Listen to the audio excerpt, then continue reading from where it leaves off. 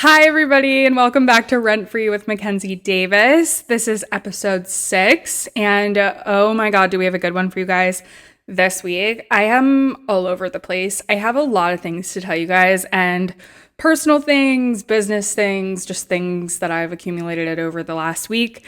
And I think you guys are going to find them interesting, so hopefully that's the case.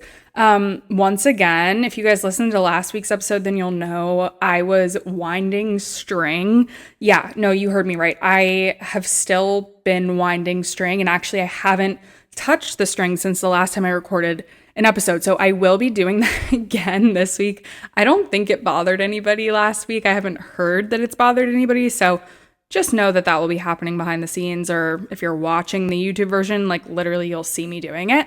Apologies if that is annoying to you guys, just getting that out of the way to begin. Otherwise, I do have my notebook in front of me because I have a lot of bullet points written down, just things I want to make sure that I don't forget to touch on, because I will be telling you guys this story of my first ever real estate transaction. It was probably to this day the craziest transaction that I've ever done, and also the biggest mistake I've ever made. Not in the sense that the transaction itself was a mistake, just that I made the biggest mistake in my career in that transaction. And it was also just a really great experience overall, but I'll get way more into that later in this episode. So it's going to be a good one. But before we even get there, I wanted to start with the things that have been living rent-free in my mind this week, which are all over the place. You guys will find, if you don't already notice this about me, is that I am all over the place all the time. There are not weeks in my life where I'm not doing something. And I've always been that way. I have a hard time sitting still. Benefit of that is that there's 10 projects going on at once in 10 different areas of life. First thing that I'll tell you guys about is real estate related. And it's something that I learned about that I kind of was didn't think would really work. And then I tried it and it did work. And I was okay, maybe I should start listening more to people who have experience and say things work, because okay, it worked. And it's called an up your sleeve listing. And some of you guys might have heard of this before. I think it's a pretty common thing. I've only recently heard of it because my team lead was talking about it last week, and he suggests that everybody does this. Everybody on our team does this when we go to do showings. And we're big on Zillow. Our team at my brokerage is the biggest Zillow lead people. I don't really know. I think we're the biggest in the county. But we are, because of that, really on top of the leads that we get from them. And so he suggests going to the listing and having a very similar property already set up to be showed, and having all that property information laid out, having it ready to go, and just offering it to the client. So when you get to the property, say they only want to see one property, you wouldn't want to frame it oh, would you be interested in actually seeing 2 properties today? Because there's one down the street. No, you would get to the property with the person and you'd already be showing them the property they want to see. And then you'd be oh, and by the way, and this, by the way, is what I actually did, where I said, just so you know, there's a property 3 minutes down the street that's pretty similar. It's not quite as nice, but it's same number of bedrooms, same number of bathrooms, and actually the same exact price. There's property info in there about it. If you want to see it, we totally can, but no pressure. I'm always I'm a big no pressure person, because I think that really takes that off of people and then makes them want to in turn do the thing. A little bit of reverse psychology there. I just think that when people are pressured into stuff, they tend to be oh God, I'm scared. They think they're getting scammed or something. And I never do shady things like that anyway, but I just want to make sure that they know they're not getting coerced into something shady. And so immediately the buyer I was with their family, and they were wow, really? You could take us right now? That's so nice. And I was oh, they really do appreciate this, that I did this for them. And so that was called an up the sleeve listing, where they didn't ask for that. It was something I did, went out of my way to do, that I didn't have to, but really paid off for the client. And now when I follow up with her, I really thought it was going to be a lightning in the bottle thing, because they were going to put an offer on, and it was my first day meeting them, but then they decided not to. Besides the point, it's just another way to build rapport with your clients. And I thought I'd share it with you guys because I thought it was really cool and a good way to like get your foot in the door with people that you're meeting for the first time, especially if you don't know them already. The second thing, this is so random, but I just thought it was mind blowing, like literally mind blowing. I saw this TikTok this morning. I was laying in bed before I got up to work and I saw this TikTok. I should have saved it. I don't even know the girl's TikTok name. It was definitely another podcast. And if it's out there, I'm so sorry that I don't know your name, but they were talking about like Taylor Swift money in proportion to like other people's money. So like how much it would cost her to like buy a coffee. So for us, it's like, okay, it's like a $5 coffee. And like most people are like, oh, do I really want to spend like $5 on a coffee, right? But for her, it was something like a fraction of a cent or like barely existing money because she's a billionaire, right? And so I started thinking about it and I was like, oh, I have to know. I have to know. Like there's no other option here. I need to know how much it would cost her to buy a house, right? I mean, she owns her real estate portfolio. Her real estate portfolio is impressive to begin with, but I want to know, like, if she was an average Joe Schmo, how much would it cost her to buy a house? And so, of course, I did the math. So if you guys were wondering, like on average, like the average out-of-pocket cost for a home buyer in the United States is like anywhere from $15,000 to $30,000 out of pocket. Now, of course, that's an average number. There are a lot of cases where you put more money down, your closing costs are more, etc. But let's just stick with that number, for example. You guys, for her, that would be like her spending $2.70. $2.70. I'm so sorry for the audio listeners. I just yelled in your face, but $2.70. Are you kidding me? I would own so many houses, so many houses. But at the same time, I'm really glad that like billionaires are not buying up all of the housing in the United States. And it's a really good thing that she doesn't do that because then like we'd all be screwed. And that there's a reason that doesn't happen. But that's insane. I then went further to do another equation because I was just curious, right? Like curiosity killed the cat, whatever. If she wanted to buy a $500,000 quadruplex, which like realistically, y'all, she'd be buying these cash. Like she's not putting money down, okay? She's not just paying closing costs. But if she were to, it would cost her $45 compared to the rest of us, which is insane to me. I can't believe it. So anyway, that's been living rent free in my mind since this morning. Had to share that with you guys.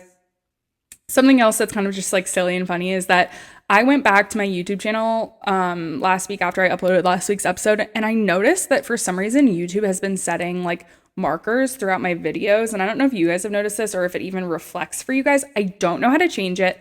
To be honest, haven't looked into it, but it's so hilarious to me because they've been setting them at random little things. So if you notice, like if you watch any other YouTube channel, it'll say like at this time they start talking about whatever topic and then they start talking about this topic. But they literally put the randomest titles for mine. Like I looked at mine and it was like Andrew Garfield talks about his breakup. Girl, I wish Andrew Garfield was on my podcast, but he is not. So if you guys have seen those, I don't know why they're there. I didn't do that. YouTube did that on its own. And I'm sorry. And I'll work on figuring out how to change that. Okay. And the last thing that's been living rent free in my mind this week is the fact that I'm having a crazy Halloween party this weekend. And I am so excited and a little bit nervous. And I cannot wait because so I've said for so long that I couldn't wait to have my own house because like growing up, I've just dreamed, like I love being a hostess. Like I love to host things. I love making holidays spectacular. I just love it all. I love being festive. I love the spirit of it all. Like when I went to college, I went to Virginia Tech because of the spirit. Like I wanted a big football school. I wanted that spirit and that camaraderie because like when I went to tech, like you felt that when you were on the campus, right? And I'm the same way about holidays. I don't care what holiday it is. Like, of course, I like some holidays more than others, but like, I just want to celebrate. And so, like, to the point where I used to decorate my car for Christmas. Like, I would put garland around the inside, I'd put bells, and I'd hang stockings along the front. Like, I would do the most, okay? And so for our Halloween party this year, this is my first year. I haven't even lived here for a full year. So this is our first Halloween in this house. So I was like, of course I'm going to throw a Halloween party. And I've been racking my brain trying to figure out how to make it like a murder mystery party. And I still am in the works of planning it, which is kind of scary because it's this weekend. But with my boyfriend, we've been talking about making it a scavenger hunt, like crossover murder mystery. And I am just like so freaking pumped, you guys. It's going to be amazing. So anyway, I know that's a little longer than usual, but those are all the things that have been living rent free in my mind this week. Honestly, I've been having a pretty anxious week. Like, you guys know I'm an anxious person in general, but I've not been really feeling too hot. So just trying to kind of keep the mood lighter. Trying to like spark joy where I can. But I think that with that being said, we'll go ahead and just get into the content of this week's episode, which, as I mentioned earlier, is the story of my first real estate sale, which is something I haven't reminisced on in quite some time. I'm going to try to give you guys all of the details about it as much as I can remember. And like I said, there are some key points that I really want to touch on, which I have written down here. If I could set the scene for you all, basically, I got my real estate license 4 years ago. You guys know this, but I came home from school, like ready to hit the ground running, and I just wanted something to do. It wasn't even really about like selling real estate. It was more just like I need to be productive and like learn something this summer. I had a goal of selling one house. Like I was like, if I can sell one house, I'll be happy. But it wasn't like I was expecting to do crazy things. I just wanted to learn how to be a realtor really and like get involved and do open houses and, you know, all of that stuff.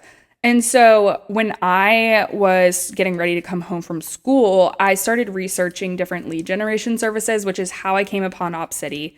And I mean, you guys probably are like, girl, shut up. We know about OpCity at this point. And I know that you guys do know about it, so I'm not going to harp on it forever, but it is the lead generation service that I chose to use in the beginning of my career. And I loved it a lot. I loved the like easy interface about it. Like I picked up on it really quickly. I was able to use it really seamlessly, and I was able to use it from school too, which was really nice because like even leading up to the weeks coming home from school, I was like accepting clients and I was like setting up appointments for when I came home and stuff. So it was nice to be able to like actually hit the ground running like the day I got home from school. And I was setting up appointments with a lot of renters. So when I was coming home from school, like the clients I was getting were not like high budget buyers. They were not like these crazy clients, because a lot of lead generation services like need to kind of see your worth or your dedication in a sense, where like they won't give you their best clients until they can see that you're going to do good work with them. And so, and which makes sense. I understand that. Like they don't want to give you a really great lead if they're not sure you're going to be able to get them to the closing table. And so when you start out, it's like not really great leads, but the quicker that you're able to like accept leads, the more that you're able to close with those leads, the more like better leads you'll get. So I was working pretty much with rentals, and I remember specifically this one house that I went to see with this family. That this is the family that in turn ended up being my first sale. And they were renters, right? But they had this huge budget. Like they were renting for like $3,400 a month. And I knew even at that time in my real estate career that like if they could rent for that much money a month, like they could absolutely buy. Like there was no reason they needed to rent for that much. And so when I met with them for the first time, I had that conversation with them, which I remember feeling really proud of in that time, being like, so like, why is it that you guys do want to rent? Like, you know, have you considered buying? And they were military. So that was part of the reason that they were like on the fence, but they had also mentioned that they came from Pennsylvania. The market was crazy, which was true. This was in 2021, which was when interest rates were still in the twos. And obviously that means it was a crazy sellers market. It was crazy sellers market, meaning like buyers everywhere, crazy amount of offers. And so we talked a bit, and I said, how about I set up a search for you for both? Like, what if I set up a rental search and I also set up a buyer search so we can look at both? And if you see something you like in the buyer search, we'll go look at it. No pressure. Like I said earlier in this episode, I'm that type of realtor. I'm like, listen, no pressure. I'm not going to ever put an ounce of pressure on you because that's your choice. It's your house. It's like the biggest purchase you're ever going to make. So like, that's not me. I'm not going to do that to you. And also I could tell like with the wife in particular that she wanted to buy. It was just that they had unfortunately not been able to because of the market in Pennsylvania. So she was like really discouraged. And so it was kind of just like a slow going thing where I needed to kind of like bring her back in to see that we could make it work, right? And so they had a pre-approval for $600,000. When I learned that, I was like, that, like my eyes popped out of my head because obviously going from having only renters to having a buyer who was pre-approved for that much was like super lucky and really exciting and all the things. But we started to see rentals and they were not seeing stuff that they really liked. And, she would always be disappointed that they would be paying that much and not owning. And, that led to more conversations about how beneficial it really could be to buy and how, paying 100% interest when you rent is not ideal. And I was never trying to persuade her into buying, but I would definitely highlight the benefits of like why buying would be advantageous for them in that position. And so eventually we ended up slowly starting to only see buying properties, like properties to purchase. Now I say slowly, this whole like thing happened in the span of 2 months. So like I want to say the transition from seeing rentals to purchase, why can't I think of the word I'm trying to use? The whole thing from seeing rentals to seeing properties to purchase happened in like a week or maybe 2 weeks. And so we started exclusively seeing homes to purchase, and we were out there every single day. I was out there with them day after day after day, writing offer after offer after offer with them. And we were getting denied. And it was such a learning process for me because remember, I had never written an offer before. So I really had to learn how to do that, but I couldn't have asked for a better time to learn because representing a buyer in that kind of market meant that I was writing a lot of offers. And by the end of that transaction, I could write an offer with my eyes closed because I had done it so many freaking times for this family. I was like, yeah, give me all the forms. I could tell you exactly what to write for all of them because I've done it so many times. So like that was really invaluable for me, like just being able to rewrite the forms over and over again, like out of necessity, right?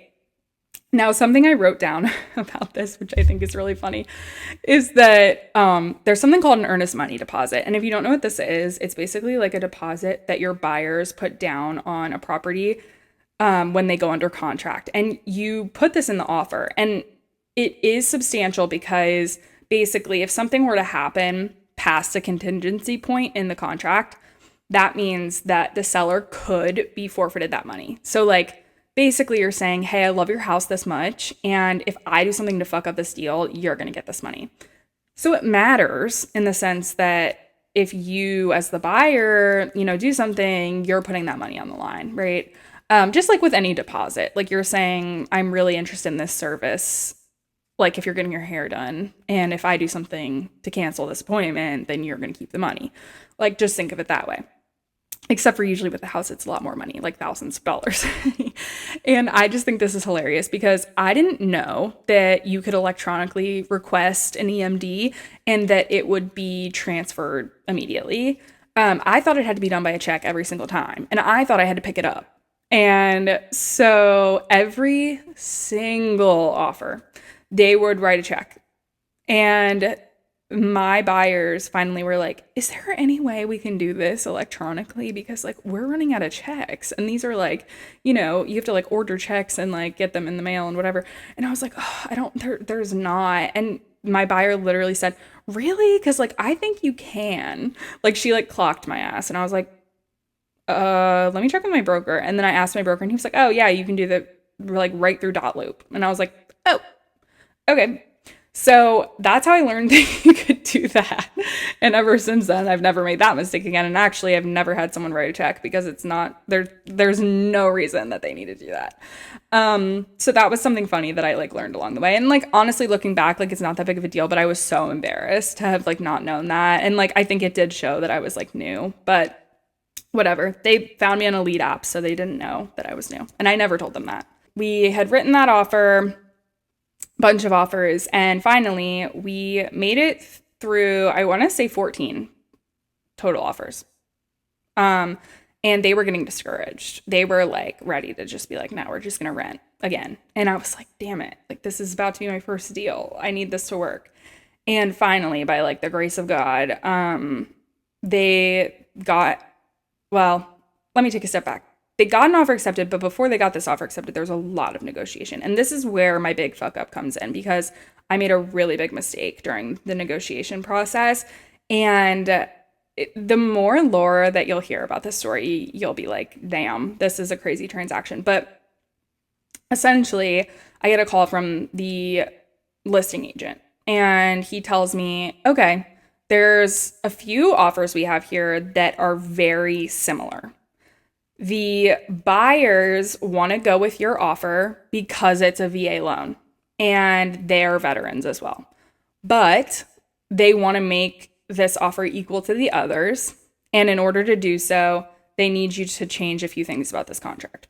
So basically, they wanted my buyers to void every contingency, essentially. Like, and this was the time in the market where that was happening. Like, that was normal for them to like waive their inspection, waive their appraisal, waive their literally every right. And so I knew that was coming. Like, I knew that was probably likely what was going to happen. And my buyers knew that was going to happen and whatnot. What I wasn't expecting, though, the part that I messed up so badly, was that he asked if my buyers, and I'll explain what this means in a second, would be willing to pay 100% of transfer and recordation taxes. So what I didn't know, and something I don't really remember even learning in my real estate coursework. So to be honest, I don't feel like I could have known this, but at the same time, it was my responsibility. Like, I was representing the client. I should have known. I did ask my mentor. I don't think my mentor knew what I was asking at the time and gave me an incorrect answer. Not my mentor's fault either. It was just a miscommunication, right? Like, it was not handled correctly, but it's no one's fault besides mine. I'm taking the accountability, of course, because it's my job. I want to make that clear. So one of the benefits of being a first-time homebuyer in the state of Maryland is that you get a discount to your state and recordation taxes. It doesn't mean that the seller then has to pay your half. It just means that the state is taking the cut that you're not paying, okay? Now, that's great and dandy. But what I didn't recognize was that the cost of the state and recordation taxes at 100% was a lot more than what my buyers were not paying because of the first-time home buyer discount, if that makes any sense. Like, the number I was looking at for how much they would have owed was not then multiplied by 4, if that makes any sense at all, because of the fact of the discount. And so me being a novice and naive was just oh yeah, no, they are just gonna owe a few $1,000s. And they were on board and okay with that. And I did explain to them that this was the difference between getting the house and not getting the house, because that's what the listing agent had told me, right? This was the separating factor. If they could do this, then they would have the deal. So we agreed. They said yes. The deal continued to proceed. And it wasn't until probably a week or two before closing that the loan company and the title company were balancing, which happens, as time goes on with title work and loan work. And it came up where they noticed that they were going to owe $10,000 more than they had expected because of the title and recordation taxes. And I was mortified. Mortified. I sobbed. I mean, not to them, of course. I sobbed to myself. I sobbed to my mom, to my boyfriend. I collected myself. I talked to my broker. I didn't know what to do.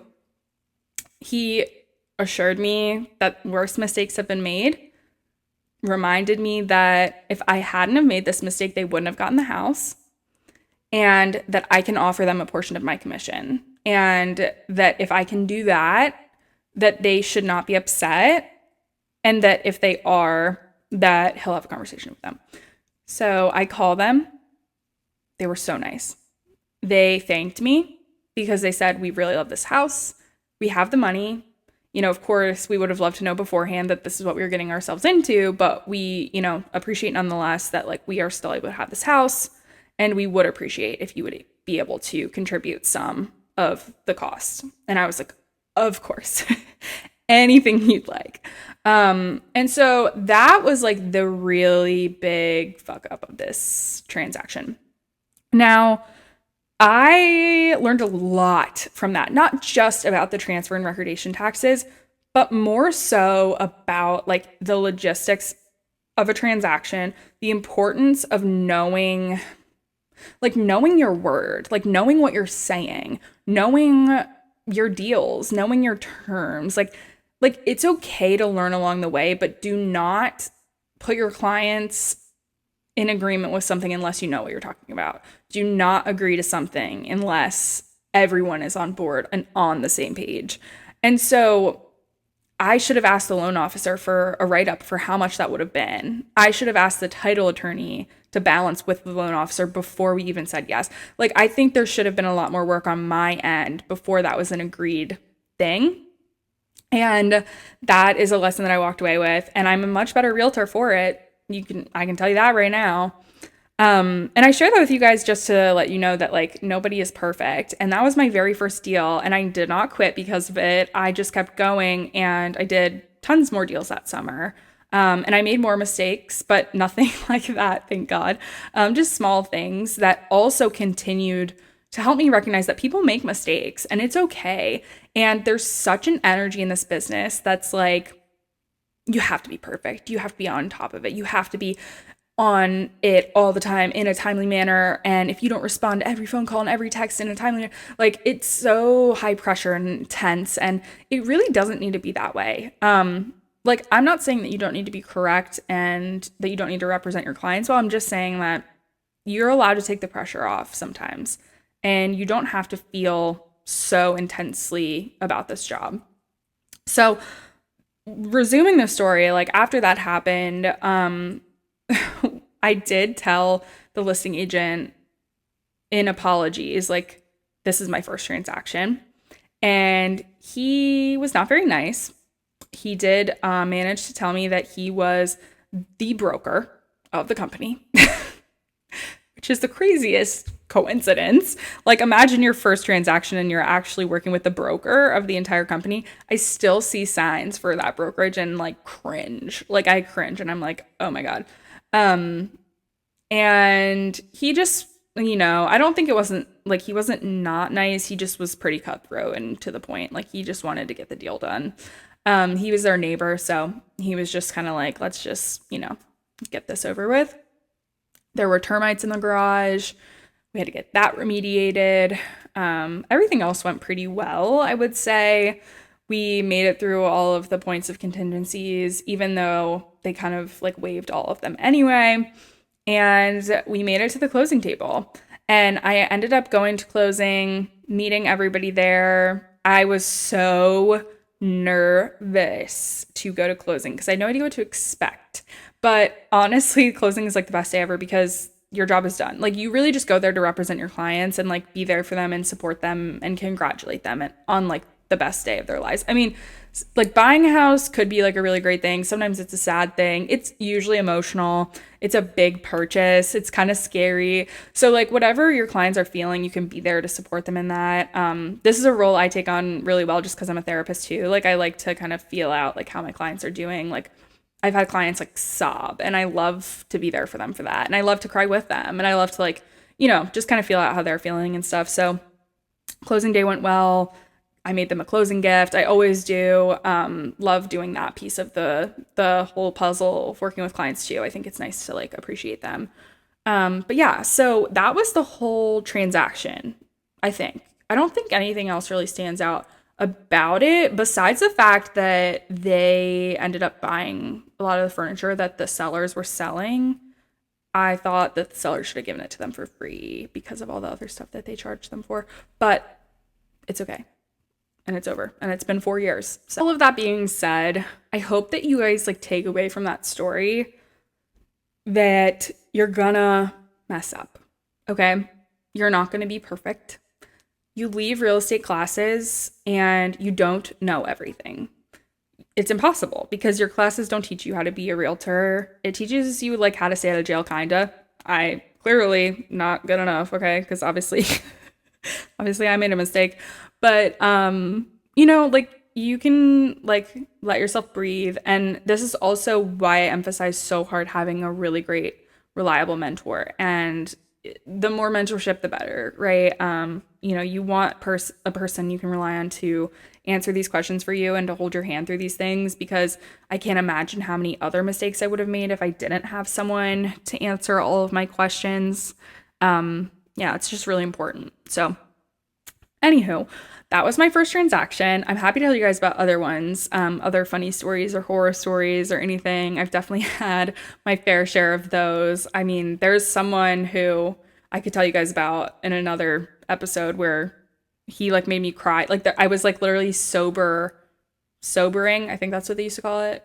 DDing or whatever for my sorority, and I had him on the line making me sob. Like I was in Virginia at school and he was making me cry.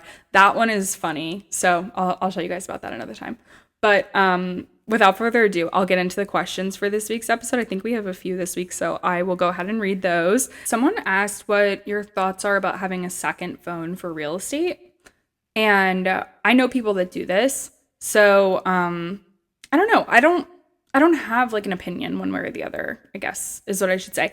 I think it's up to you. I don't think I personally would like it. I've never had a second phone for real estate.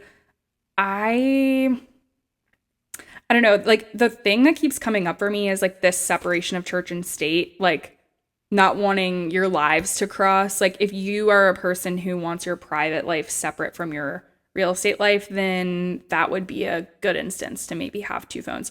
I genuinely don't care. Like my clients can have my phone number. They can text me, they can call me, they can email me, and they can text me at midnight. They can text me at 1 a.m. They can do whatever they want to, because like I live a unconventional lifestyle just because I'm in my 20s. Like I go to the club, I go to the bars, I am up late. Sometimes I sleep in, like whatever it is. And so if my clients want to do their own unconventional stuff, that's fine with me. Not saying that means like you have to have a phone if you live two phones if you live a conventional lifestyle. But yeah, I don't know. I don't think I would look at it if I had another phone. Like I everything I have and do is within this phone, within this box of electricity. But I do see the benefits if you want to keep that balance more. So that's just my perspective. How many emails do you have for real estate? I'm thinking of creating one, but I'm not sure if my brokerage gives me one or not. So let me think about this. I have a lot of emails because of the different sorts of things that I do. My brokerage did give me one. I won't say that every brokerage does because I'm not sure that they do, but I do have one through my brokerage. And then I have like my own personal email that I've had since I was like 6. And then I have one for my therapy practice. Technically 2. For that practice. And then I have one final one, which is for like influencing / content creation. I like to keep that separate from real estate because they are separate and there's so much spam that comes with content creation, especially now with TikTok Shop. It's like every day there's like 40 emails from someone trying to get me to promote their like candy or something. It's always something that I'm like, why do you think I would be a good person to promote this product? I don't know. But yeah, so long answer short, I have like a separate real estate email, but my brokerage did give it to me. How to not be afraid of failing in real estate and scared of people not liking you or being rude. Oh, this is way more of a loaded question than I think you meant it to be, but I'm going to give you a loaded answer because that's how I'm reading it. The answer is partially that it happens over time. Like when you start in the business, you're gonna have a fear of failing. I think that's with anything, right? Like uncertainty. And here comes like the therapist in me coming out. You in life cannot guarantee an outcome in anything. And so that means as people, we have to tolerate this uncertainty of not knowing. And that's scary. And it just is, right? But on the other side of that, we have to recognize that uncertainty can come with a lot of outcomes. It can mean that we could be really successful. It could mean that we are the #1 real estate agent in the entire world. It could mean that, we actually don't like real estate and we found a different passion. It could mean that, we sell 20 million houses. Like literally uncertainty means so many things, could mean so many things. And so with that, I always say, like, you can't let the fear of one outcome stop you from reaching the other. Because if you didn't try, then you would never know. And that to me is what kept me motivated and kept me pushing, because otherwise I would have always wondered what would have happened if I had just like gotten my license and tried real estate. Like what would have happened? That would have been cool, you know? And honestly, if it doesn't work out, okay. That's okay. It's okay. Like we can do so many things in this life, and it doesn't matter, because when you die, nobody's going to write on your gravestone, Kelly got a real estate license and didn't sell a house. Nobody's going to care. And, you know, I think that is really the message to take away from that. It's like, what are you walking away with from this? Like, maybe it doesn't work out and maybe that's disappointing, but at least, you know, you tried and you got the skills from it, and you're going to take that from this experience and you're going to go apply it somewhere else. The second part of this question that I feel like kind of has another answer to it is the part of being liked and worrying about people being rude. Now, I personally have an interesting perspective on this because I have OCD. And a lot of people are going to hear that and be confused, because OCD is like stereotypically known as the cleaning disorder. But the kind of OCD that I have is not related to cleaning at all. It's actually a lot more mental, and it has a lot to do with harm. And so a lot of the obsessions and compulsions that I have are related to hurting other people and offending them, largely offending them. And so when I interact with people, and I can talk a lot about this, I'm literally an OCD therapist. Like I help people with this kind of stuff. So I'm really an open book about it. But I always have this fear of hurting and offending other people. And when it comes to real estate, it's a big thing, or was a big thing. I think I've gotten over it for the most part, but it was a big thing for me because like constantly I'm working in high stress situations with people with really big, high stakes things and a lot of money and like, you know, all that stuff. And it's risky. And I was worried I was hurting and offending these people, and that these conversations that I was having with people who were cutthroat meant something about me. But on the flip side, like looking at this in hindsight and the work that I've done in the past, I've always stayed true to myself and my genuineness. I've never yelled at someone on the phone. I have never stooped to that level. If someone has yelled at me, I've just listened. I've said, okay. I've said, all right. I've said, thank you. Have a good day. Have a great rest of your day. You know, like literally kill them with kindness. And I've walked away from that conversation being like, damn, what is wrong with them? Right. And I knew in that case scenario, like I'm not being rude. I'm also not giving in to them. I'm not like giving them what they want. I'm not trying to, you know, further perpetuate this little fiery cycle that they're like, they want a reaction from me. And so it ends the cycle there. It ends that rude, like feisty, whatever they're trying to do. And it also helps you recognize that like, that's not you. And that you can be a difference in this world. And I have had people tell me, I have literally had people tell me, multiple agents, what a pleasure it is working with you. Thanks so much for being a difference in this space. Thank you for making a difference. Like literally multiple people. And I'm not saying that to toot my own horn, but just to shed light on the fact that like you can be that. And like I said, this was a loaded question. You asked it, not me. But over time, you built that within yourself. It wasn't off the bat. It was anxiety in the first. Like I was nervous and scared, and I hated when people yelled at me, and I hated, and I'm saying this like it happens every day. It doesn't. It happens here and there, but it sticks with you. But over time, you will learn that it means so much more about them than it does about you. And you will take that with you and you will use it to make you a better realtor. All right, everybody. Wow. What a crazy episode. I like feel emotional about it. I feel like I like talked about a lot of stuff, and I appreciate you guys for listening, and I hope you guys enjoyed this episode. Don't know what we're going to talk about next week. I have literally no idea. So if you have any ideas, let me know. I definitely will let you know how the Halloween party goes this weekend. So get ready for that update. Hopefully it goes well. And I love you all so much. I hope you have a good week. I'll see you later. Bye.